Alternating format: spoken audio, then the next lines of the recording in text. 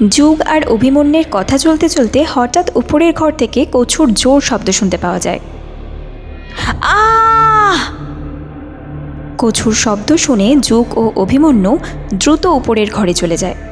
কছুকে কিছু জিজ্ঞেস করলে সে চুপ করে ভীতগ্রস্ত হয়ে দাঁড়িয়ে থাকে, কোনো কথা বলে না।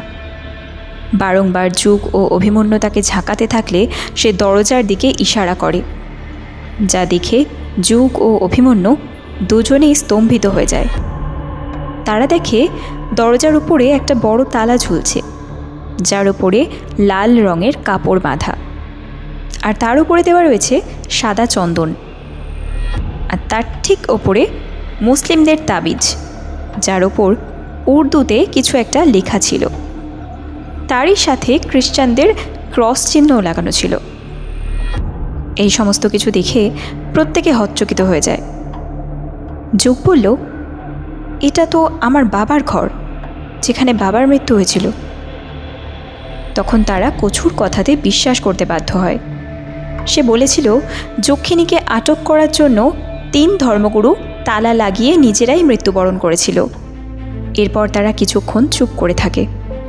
তারপর অভিমন্যুর চোখ দরজার উপরে থাকা নাম্বার প্লেটের ওপরে পড়ল, যেখানে লেখা ছিল 666। অভিমন্যু কি মনে করে নাম্বার প্লেটে হাত লাগাতেই বিদ্যুতের এক ঝটকা লাগলো, এবং সাথে সাথেই সে বলে উঠল, এটা শয়তানের দরজা, এটা শয়তানের দরজা। একই কথা বারংবার বলতে থাকে সে।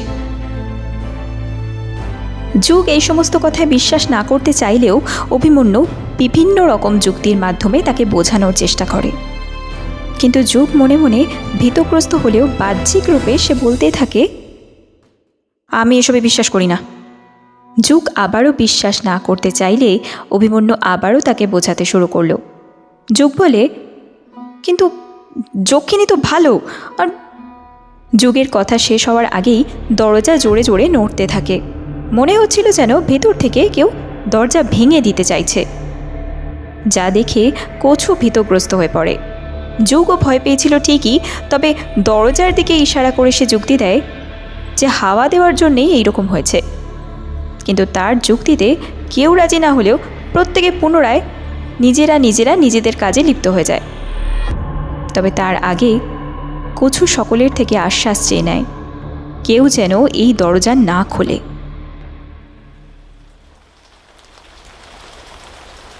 রাত 8টা বাজে। বাইরে জোর বৃষ্টি পড়ছে। যুগ ও অভিমন্যু সিলিং থেকে ঝুমুর নিচে নামিয়ে পরিষ্কার করছিল, আর কছু শুয়ে শুয়ে ফোন ঘাঁটছিল। এই সময় হঠাৎ করেই কারেন্ট চলে যায়। যুগ লাইটার দিয়ে প্রদীপ জ্বালিয়ে আলোকিত করার কিছুক্ষণের মধ্যেই দরজায় জোরে জোরে টোকা পড়া শুরু করলো। কছুর মনে হলো ওপরের ঘর থেকেই আওয়াজ আসছে, যেখানে যক্ষিণী বন্ধ হয়ে রয়েছে। তাই সে বারংবার যুগ ও অভিমন্যুকে জিজ্ঞেস করতে থাকে, এই তোরা কেউ উপরের ঘর খুলিসনি তো? যুগ ও অভিমন্যু একে অপরের দিকে চেয়ে থাকে, কোনো উত্তর দেয় না। অভিমন্যু জড়ানো কণ্ঠে বলল, ভুল করে আমি দরজাটা খুলে ফেলেছি। যা শুনে কছু ভীতগ্রস্ত হয়ে পড়ে এবং তাদের ওপর চিৎকার করতে থাকে কেন তারা ওই দরজা খুলেছে।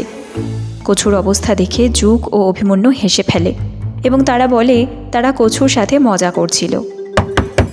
কিছুক্ষণ পরেই আবার দরজায় টোকা হওয়ার শব্দ আসে, যা সামনের দরজা থেকে আসছে। কছু দরজা খুলতে ভয় পেলে অভিমন্যু দরজা খুলে দেয়।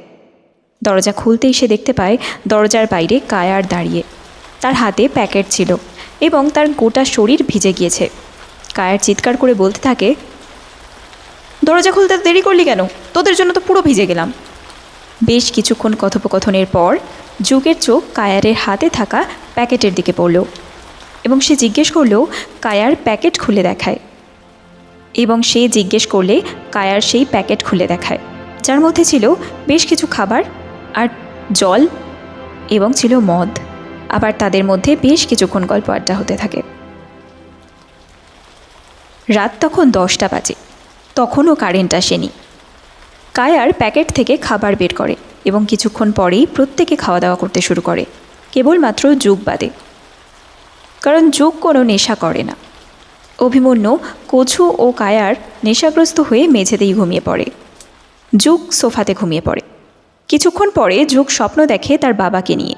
তার বাবা তাকে বোর্ডিং স্কুলে ভর্তি করতে যাচ্ছিল।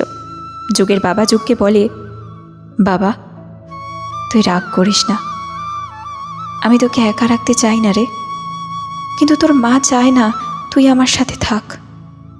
জানিসই তো তোর মায়ের ঠিক কীরকম জেদ। এইরকম একটা স্বপ্ন দেখতে দেখতেই হঠাৎ যুগ ঘুমের ঘোরেই কেঁদে ফেলে। যুগের ঘুম ভেঙে যায়। যুগ জল খেয়ে শুয়ে পড়তে গিয়ে শুনতে পায়, যুগ বাবা, ও যুগ বাবা।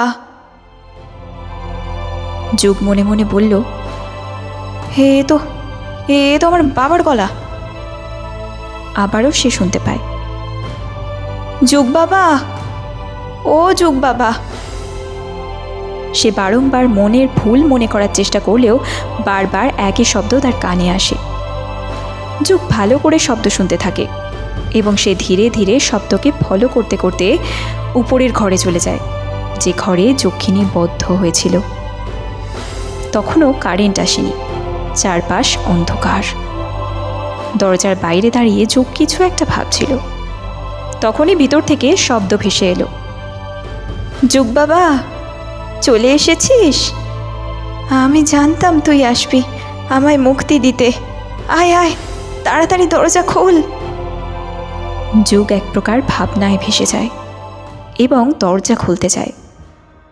যুগ যেই দরজা খুলতে যাবে, হঠাৎ করে পেছন থেকে কেউ একজন তার হাত ধরে ফেলে। পেছনে তাকিয়ে যুগ দেখে তার বন্ধু অভিমন্যু। অভিমন্যু তাকে দরজা খোলার কারণ জিজ্ঞেস করলে যুগ সমস্ত কথা অভিমন্যুর সামনে তুলে ধরে। অভিমন্যু প্রথমে বিশ্বাস না করলে পুনরায় দরজার ভিতর থেকে শব্দ ভেসে আসে, যুগ বাবা তাড়াতাড়ি দরজা খোল, আমাকে মুক্তি দে, আমার শরীর যেখানে আটকে আছে। যা শুনে অভিমন্যু ভীতগ্রস্ত হয়ে যায় এবং সাথে সাথেই তার নেশা কেটে যায়। যুগ পুনরায় দরজা খুলতে গেলে অভিমন্যু তাকে বাধা দেয়। অভিমন্যু বারংবার বোঝানোর চেষ্টা করে ভিতরে যক্ষিণী আছে, সেই তার বাবার মতো করে শব্দ বের করছে। এই নিয়ে তাদের মধ্যে তর্ক বিতর্ক শুরু হয়ে যায়। কিছুক্ষণের মধ্যেই তাদের মধ্যে হাতাহাতি পর্যন্ত চলে। শেষে অভিমন্যুকে যুগ ইমোশনাল কথা বলে, তুই আজ ভীতু বলেই প্যারানর্মাল এক্সপার্ট হয়েও চাকরি থেকে বরখাস্ত হয়ে গেছে তোর। যা শুনে অভিমন্যু আর যুগকে আটকায় না, সে চুপ হয়ে যায়। যুগ সামনে পড়ে থাকা হাতুড়ি দিয়ে তালায় জোরে জোরে বাড়ি মারতে থাকে এবং তালা খুলে যায়। যুগ দ্রুত তালা সরিয়ে দেয় এবং দরজা খুলে ঘরের ভিতর ঢুকে পড়ে। তাদের প্রবেশের সঙ্গে সঙ্গেই ঘর থেকে দুর্গন্ধ ছড়াতে থাকে। চারপাশ ঘুটঘুটে অন্ধকার। সেখানে তেমন কিছুই তারা দেখতে পেল না, কেবল একটি টাইপরাইটার ছাড়া। যুগ বারংবার বলতে থাকে, বাবা বাবা কোথায় তুমি? কোনো শব্দ আসে না। কিছুক্ষণ পরেই একটা শব্দ ভেসে আসে, বাবা নয়, বাবা নয়, যক্ষিণী, যক্ষিণী, যক্ষিণী, তোর মৃত্যু। যা শুনে দুজনেই ভীতগ্রস্ত হয়ে পড়ে এবং তারা দুজনেই দ্রুত বাইরে বেরিয়ে আসে এবং দরজা বন্ধ করে দেয়। নিচে এসে যুগ অভিমন্যুকে প্রশ্ন করে, যক্ষিণী কি মুক্তি পেয়ে গেছে? অভিমন্যু মাথা নাড়িয়ে নেতিবাচক উত্তর দেয়। যা শুনে যুগ আবারও প্রশ্ন করে, যক্ষিণী যে বাইরে বেরিয়েছে তা কোনোভাবে জানা যাবে না? অভিমন্যু কিছুক্ষণ চুপ থাকার পর ভেবে চিন্তে উত্তর দেয়, একটা উপায় আছে, দেখা যাক ওতে কাজ হয় কিনা। কী উপায়ের কথা বলতে চায় অভিমন্যু? যক্ষিণী কি তাহলে এবার সত্যিই মুক্তি পেয়ে গেল, নাকি মুক্তি পেল যুগের বাবা, নাকি অন্য কেউ? কি মনে হয় আপনাদের? কমেন্ট বক্সে অবশ্যই আপনাদের মূল্যবান মতামত লিখে জানান। আর এর সাথে যক্ষিণীর পর্বগুলো আপনাদের কেমন লাগছে সেগুলো কমেন্ট বক্সে লিখে জানান। ভিডিওটি ভালো লাগলে লাইক আর শেয়ার করতে ভুলবেন না। এরই সাথে চ্যানেলটিকে সাবস্ক্রাইব করে আমাদের পাশে থাকুন। ধন্যবাদ।